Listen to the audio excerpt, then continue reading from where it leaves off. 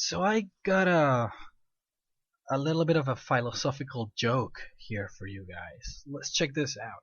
So Steve one day comes home and he finds his wife and his best friend both naked in bed. Just as Steve was about to start shouting, his best friend just stands up all of a sudden and yells, "Before you say anything, old Paul, are you going to believe me or your eyes?" And you know what? I started thinking, what if he's right? I mean, how much can we actually trust our eyes? I mean, there's obviously already so much that we cannot actually see.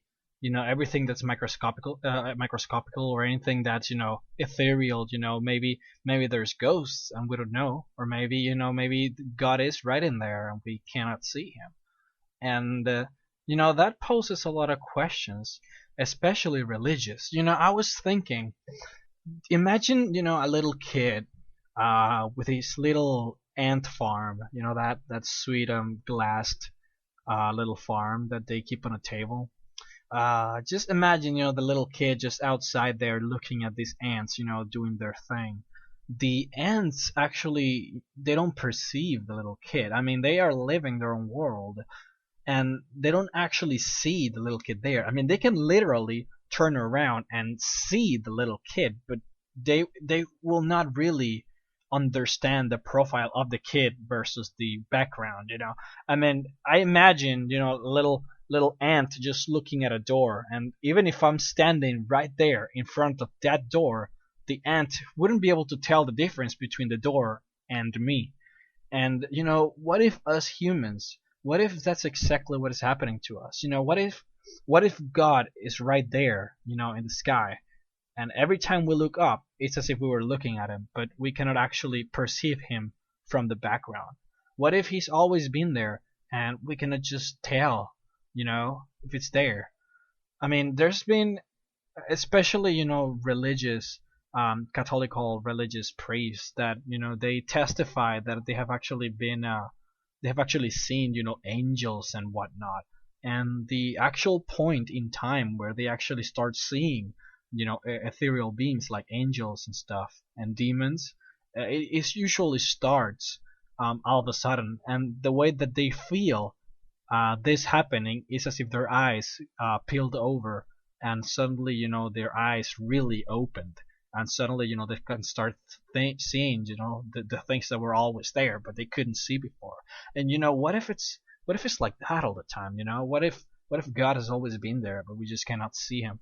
I was thinking a lot about this kind of stuff, mainly if it's is there really a creator up there that we cannot see and stuff? And I've come up with a lot of reading, I've come up with a lot of theories, around and with this. And one that kind of countered an argument I always had. I always used to think, how, there's no way that there isn't a creator, just because, I mean, we must have come out of somewhere.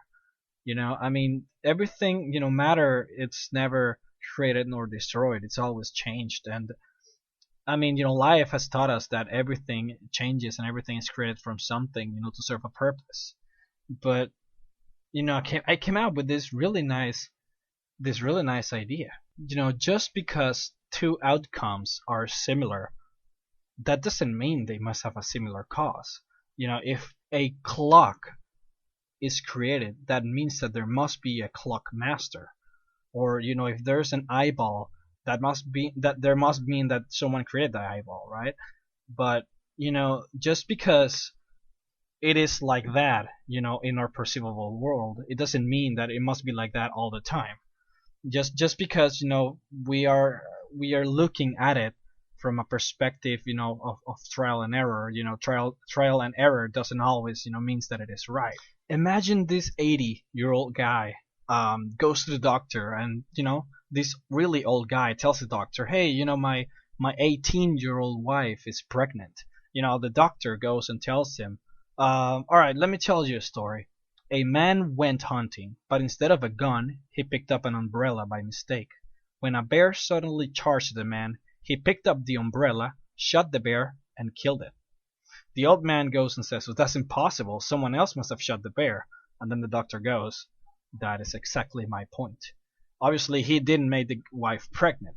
And that's a perfect example of how one can use that as a counter argument for something like the argument of intelligent design, that everything must have been created simply because everything that we know has been created. Just because we perceive the world in one way and we're sure that that is the way because that's the way we see it, it doesn't really mean anything. Because as the example I just gave you, just because you know that something as a fact, that you have a wife that is 18 years old, it doesn't mean that she's cheating on you. So I mean, it doesn't matter. Things change regardless of whether you see it in one way or the other. So even if the guy telling the story told you that he shot the bear with the umbrella, it doesn't mean anything, and you don't have to believe that, even though you're seeing it and you're being telling he's telling it to you as a matter of fact, as a fact that happened. You don't have to believe that, and you don't have to rich yourself for the facts that you actually perceive in this world. So I guess what I'm trying to say here is that there doesn't have to be a creator necessarily, and this is an argument that I was reading some time ago that really interests me. Just because I was, as I said before, I was of the mindset that there must be a creator, simply because it's hard to perceive a way of something creating out of nothing. There must be someone that created it. I mean, if you think about it, everything has a cost. Everything in this world, in this universe, has a purpose in their life. Like flowers have a purpose, the animals have a purpose, and or at least it does feel like that.